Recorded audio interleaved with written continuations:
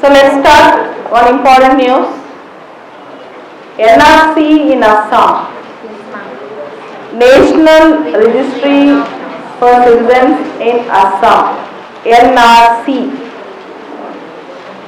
మార్చి 25, 1971 తర్వాత ఎవరైతే అస్సాంలోకి బంగ్లాదేశ్ నుంచి ఇల్లీగల్గా వచ్చారో, చట్ట విరుద్ధంగా వచ్చారో వాళ్ళని భారతదేశ పౌరసత్వం వాళ్ళకి ఇవ్వకుండా వాళ్ళు వాళ్ళ కింద ఉన్న డిసెండెంట్స్, అంటే వాళ్ళకి పుట్టిన వాళ్ళు కానీ వాళ్ళ డిసెండెంట్స్ కానీ ఎవరైనా సరే లేకుండా ఏ విధంగా అస్సాంలో ఒరిజినల్ సిటిజన్స్ ఉన్నారు అనేది సుప్రీంకోర్టు చెప్పిన డైరెక్షన్ ప్రకారమే ఎన్ఆర్సీ అనేది స్టార్ట్ అయింది.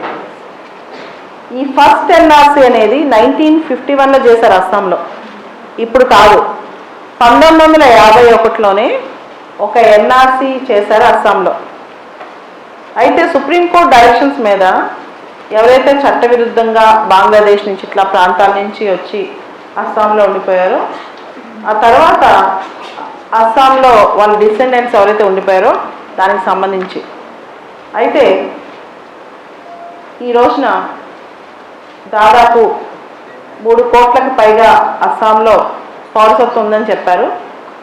19 లక్షల మందికి లేదు అని చెప్పారు. వాళ్ళ పేర్లు దానిలో లేవు.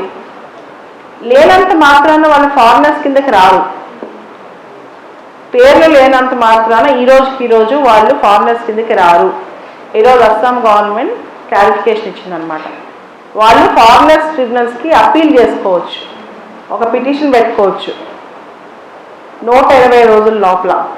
ఆ అప్పీల్ చేసుకుంటే ఆ ట్రిబ్యునల్ కనుక ఒప్పుకోకపోతే వీళ్ళు ఫారినర్ అని డిక్లేర్ చేసే శక్తి గవర్నమెంట్కి లేదు, ఓన్లీ ట్రిబ్యునల్కే ఉంది. గవర్నమెంట్ ఎవరు సిటిజన్సో ఎవరు కాదో చూస్తుంది, కానీ ఫారినర్ అవునా కాదా అనేది గవర్నమెంట్ చేయదు. సిటిజన్షిప్ లేదా అంతవరకే.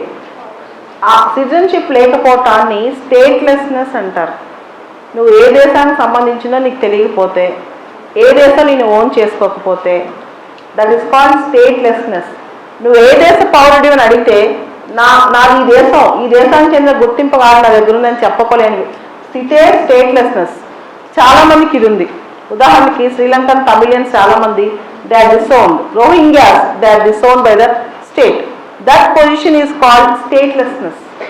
సో వాళ్ళు ఫారినరా ఏ దేశం అనేది ఇక్కడ తేల్చట్లా. కాకపోతే ఫారినర్ ట్రిబ్యునల్కి వెళ్ళాక వాళ్ళ భారతదేశంలో ఉంటామా లేకపోవడమో తెలిసింది. లాస్ట్ ఇయర్ 2018లో డ్రాఫ్ట్ ఎన్ఆర్సీ రిలీజ్ అయినప్పుడు 40 లక్షల మందిని వాళ్ళ పేర్లు చెప్పకపోయేసరికి చాలా పెద్ద గొడవ అయింది. సో దాంతో ముందస్తు చర్యగా నిన్న 144 సెక్షన్ విధించారు అస్సాంలో. సిఆర్పిసి 144 కర్ఫ్యూ అంతా విధించి పారామిలిటరీ ఫోర్సెస్ని కూడా అస్సాంకి తీసుకొచ్చారనమాట. దాంతోపాటు ఆల్రెడీ ఇప్పటికే 100 ఫారినర్ ట్రిబ్యునల్స్ అస్సాంలో ఉన్నాయి పిటిషన్ పెట్టుకోవడానికి. దాన్ని పూర్తి స్థాయిలో 1000కి తీసుకొచ్చే అవకాశం కూడా ఉంది. అయితే ఇమీడియట్గా ఇంకొక 200 అడిషనల్గా ఫారినర్ ట్రిబ్యునల్స్ని తీసుకురాబోతున్నారు. ఇంకో 200 అడిషనల్గా ఫారినర్స్ ట్రిబ్యునల్స్ని తీసుకురాబోతున్నారు.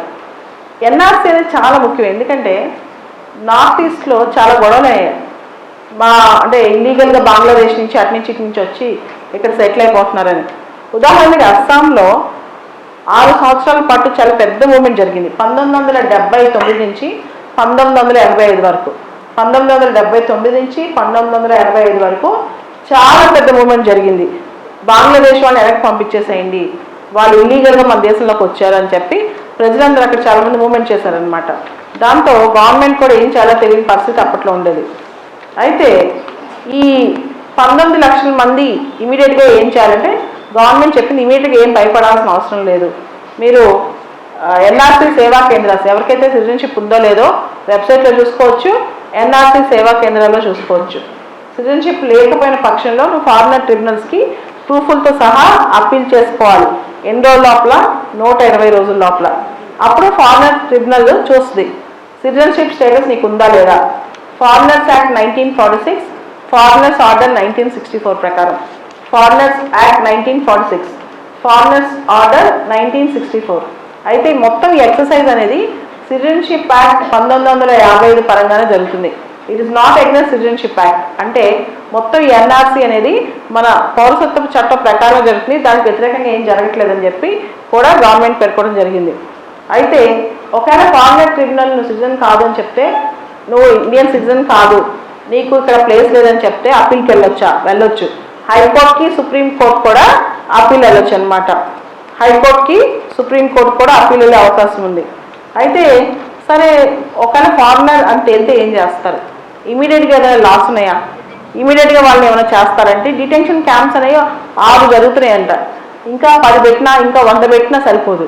అలాంటప్పుడు వీళ్ళందరినీ ఏం చేస్తారు అనేది ఒక పెద్ద క్వశ్చన్. దీనికి సంబంధించి ఎలాంటి పాలసీ గవర్నమెంట్ నీకేం ఫ్రేమ్ చేయలేదు. ఇప్పుడు ఎవరైతే ఇల్లీగల్ అని చెప్పారో వీళ్ళందరూ భారతదేశం నుంచి ఎలా బయటికి పంపించాలి అనే దాని మీద ఎటువంటి చర్య తీసుకోలేదన్నమాట. దీనికి సంబంధించి ఇంకేం జరగలేదు.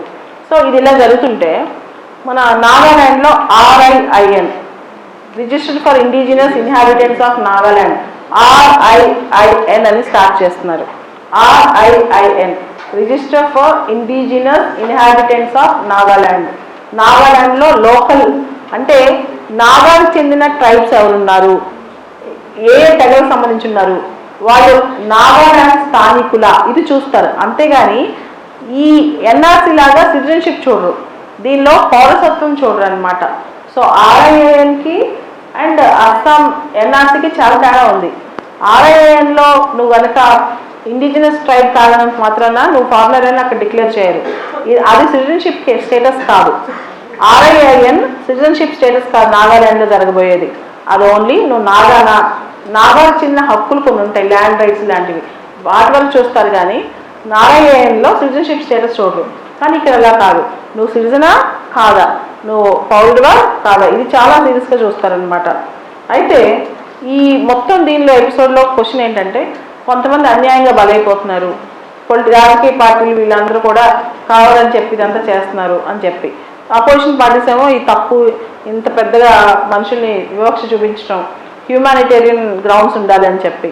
అండ్ ఈ మార్చి 25, 1971 ఇది కూడా దానికి సంబంధించి కొంతమంది దగ్గర ఏ పత్రాలు లేకుండా వాళ్ళు ఎలా బంగ్లాదేశ్లో ఉంటున్నారు, వీళ్ళందరి పరిస్థితి ఏంటి రేపు కాదంటే, వీళ్ళందరూ రైట్స్ ఏంటి, లోకల్ రైట్స్ కానీ ల్యాండ్ రైట్స్ కానీ ఏమీ తెలియని పరిస్థితి అనమాట. సో ఇప్పుడప్పుడే ఎవరైతే గవర్నమెంట్ ఇప్పుడప్పుడే ఎవరైనా డిటెక్ట్ చేయదు. 120 రోజులు టైం ఇచ్చి అప్పీల్ చేసుకుని వాళ్ళు ఫారినర్ అని తెలిసిన తర్వాత, ఆ తర్వాత కూడా వాళ్ళు ఫారినర్ ట్రిబ్యునల్ నుంచి సుప్రీంకోర్టుకి హైకోర్టుకి సుప్రీంకోర్టుకి వెళ్ళిన తర్వాత ఇంకా అప్పుడు ప్రాబ్లం అయితే దెన్ ఇంకా డెసిషన్ అనేది గవర్నమెంట్ నుంచి రావచ్చు. కాకపోతే నార్త్ ఈస్ట్ మొత్తం ఇలాంటి ఎక్సర్సైజ్ ఒక్కొక్క స్టేట్లో చేయాలని గవర్నమెంట్ ఆలోచిస్తున్నట్టు మాత్రం చాలామంది చెప్తున్నారు. ఇలా చాలా నార్త్ ఈస్ట్ రాష్ట్రాల్లో ఇలాంటి సేమ్ ఎక్సర్సైజ్ చేయాలని చెప్పి అనుకుంటున్నారు.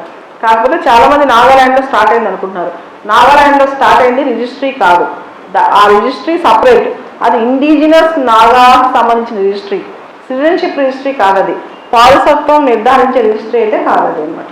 దానికి దీనికి తేడా ఉంది. Okay, so take newspaper today. So newspaper open చేయండి. Any other important thing today?